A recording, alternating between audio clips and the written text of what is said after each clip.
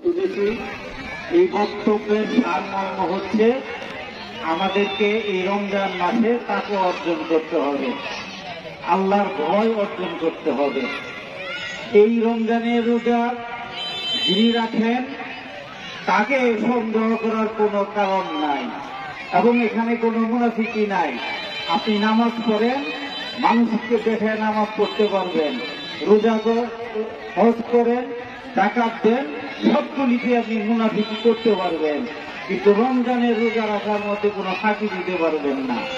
যিনি আছেন তিনি রাখেন এবং আল্লাহর সন্তুষ্টির জন্যই রাখেন। একা ঘরে থাকেন, এরপরও ফিস মেলে কিন্তু আপনার কিছু খান না, খান আল্লাহকে ভয় করি।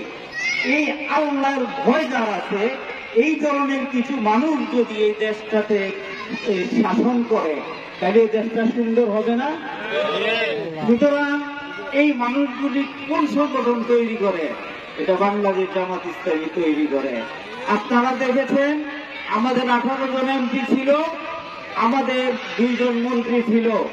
তাদের সম্পর্কে আমাদের গল্প বলতে হবে না, অনেকেই জানেন। আমাদের যে মন্ত্রী তারা এই বিগত সময়ে ফাঁসি কাটতে বরণ হয়েছে। এই ফাঁসির জন্য তাদেরকে দুর্নীতির কোনো মামলা দেয় নাই। আপনারা দেখেছেন সরকার অনেক অনুবীক্ষণ যন্ত্র দিয়ে খুঁজেও আমাদের 2 নেতার সম্পর্কে কোন দুর্নীতি খুঁজে পায় নাই। এবং এই 2 মন্ত্রণালয়ে যদি আপনারা খুঁজতেন দেখবেন উপরে সচিব থেকে শুরু করে নিচের কর্মচারী কর্মকর্তা পর্যন্ত সবাই তাদের আচরণে সন্তুষ্ট এবং অত্যন্ত সৎভাবে এই মন্ত্রণালয় পরিচালনা করেছে। বাংলাদেশের 50-এর উপরে মন্ত্রণালয় আছে। আগামী সংসদে যদি জামাত ইসলামী ক্ষমতায় যেতে পারে আর এইভাবে 2 মন্ত্রণালয় যেভাবে পরিচালনা করেছে, বাকি 50টি মন্ত্রণালয় পরিচালনা করার যোগ্যতা রয়েছে ইনশাআল্লাহ বাংলাদেশ জামাত ইসলামী।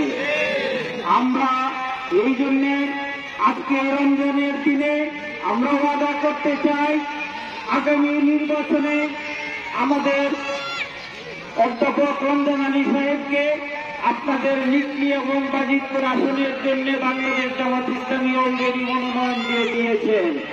উনি গ্রামে গ্রামে আপনাদের সাথে মিলিত হচ্ছেন, হাত মিলাচ্ছেন, সালাম জানাচ্ছেন।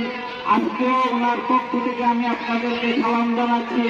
আগামী নির্বাচনে আমরা অধ্যাপক রমজান আলী সাহেবকে ভোট দিয়ে জয়যুক্ত করবো ইনশাআল্লাহ।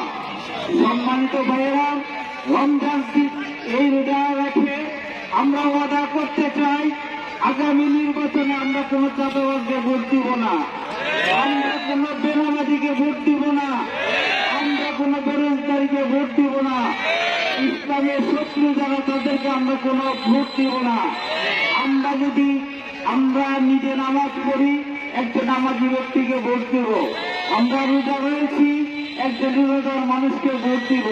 তাহলে আগামী সংসদে ইনশাআল্লাহ 300 আসনে 300 জন নামাজি ব্যক্তি নির্বাচিত হবেন বলে আমার বিশ্বাস।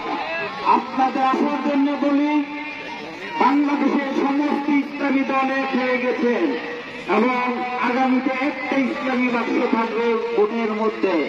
যারা ইসলামী বাক্সে ভোট দিবেন তাদের ভোটের কারণে যদি ইসলামী দলের নেতা জয়ী হন, তাহলে আগামীতে আমরা একটা ইসলামী সমাজ উপহার পাব। সেই ইসলামী সমাজ উপহার পাওয়ার জন্য আমাদের যা যা করতে হবে, আমাদেরকে নিজেদের গঠন করতে হবে, আমাদের এলাকায় জামাত ইসলামীর কর্মকাণ্ড প্রসার করতে হবে। আমরা ঘরে ঘরে দাঁড়াতে কাজ করব, পাড়ায় পাড়ায় ইউনিট কায়েম করব, গ্রামে গ্রামে কমিটি করব, কমিটি করে আমরা আমাদের শক্তি বৃদ্ধি করব, যাতে আগামীতে আমরা জামাত ইসলামীর সাথে থাকতে পারি এবং এই নির্বাচনে জামাত ইসলামীর প্রার্থী যাতে বিজয় হতে পারে সেই জন্য আমরা প্রচেষ্টা চালাবো। আজকে যারা এখানে উপস্থিত রয়েছেন সকলকে আমি আন্তরিক ধন্যবাদ জানিয়ে আমি আমার কথাগুলি শেষ করছি। আসসালামু আলাইকুম।